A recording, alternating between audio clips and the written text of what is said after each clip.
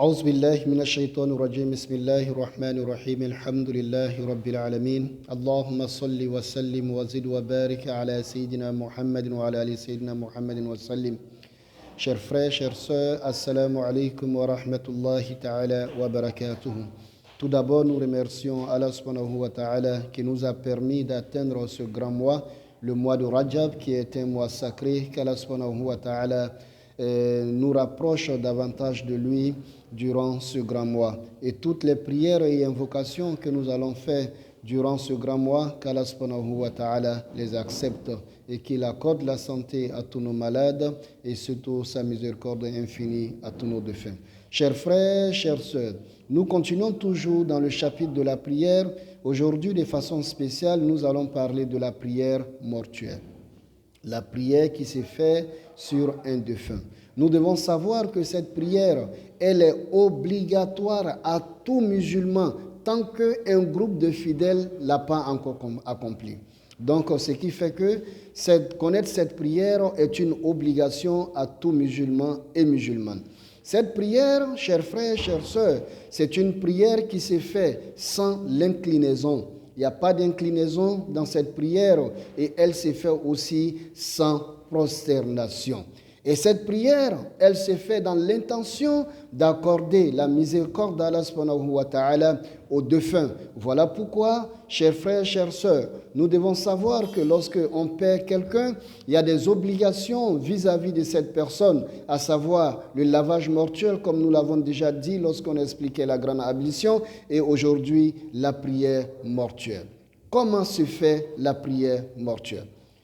Tout d'abord, on place le corps, le défunt, devant et l'imam va s'arrêter. Il y a des savants qui disent que de préférence, si c'est un homme qui est décédé, l'imam peut s'arrêter vers le milieu. Et si c'est une femme, l'imam s'incline un peu vers la poitrine.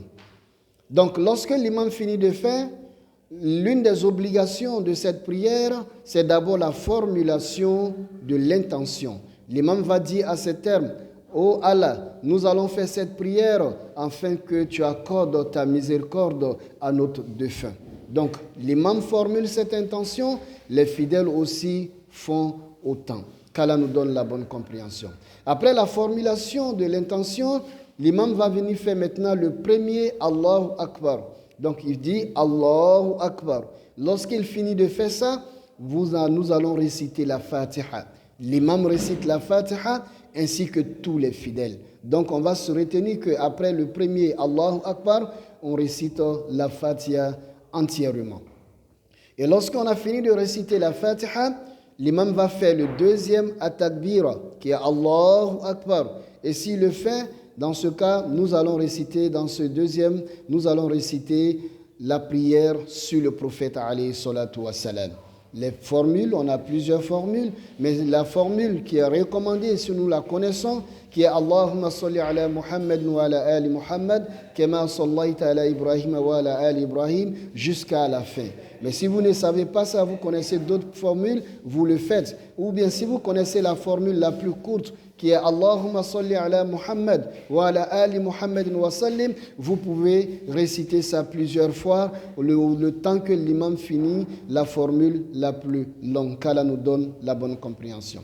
Et lorsque on finit de réciter la prière sur le prophète, l'imam va faire maintenant le troisième Allahu Akbar. Lorsque l'imam fait le troisième Allahu Akbar, dans ce cas, il va être demandé à tous les fidèles de faire la bénédiction pour le défunt. C'est très très important, chers frères, chères sœurs.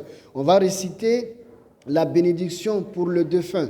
Maintenant, il y a des bénédictions qui sont déjà recommandées par les savants, par exemple, Allahumma ighfir lahu warhamhu wa'afihi wa'afu anhu jusqu'à la fin, si c'est un garçon. Si c'est une femme, on va dire Allahumma ighfir laha warhamha wa'afiha wa'afu anha jusqu'à la fin. Donc c'est ce qu'on récite lors du troisième Allahu Akbar. Maintenant, celui qui ne connaît pas toute cette formule, tu peux te contenter seulement de dire Allahumma ighfir lahu warhamhu ou bien Allahumma ighfir laha warhamha si c'est une femme.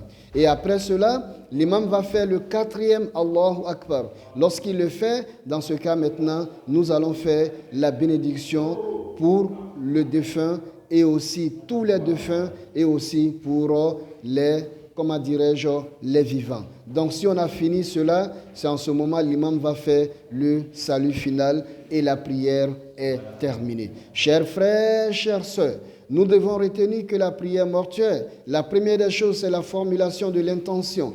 Après cela, on fait le premier Allahu Akbar et on récite la Fatiha.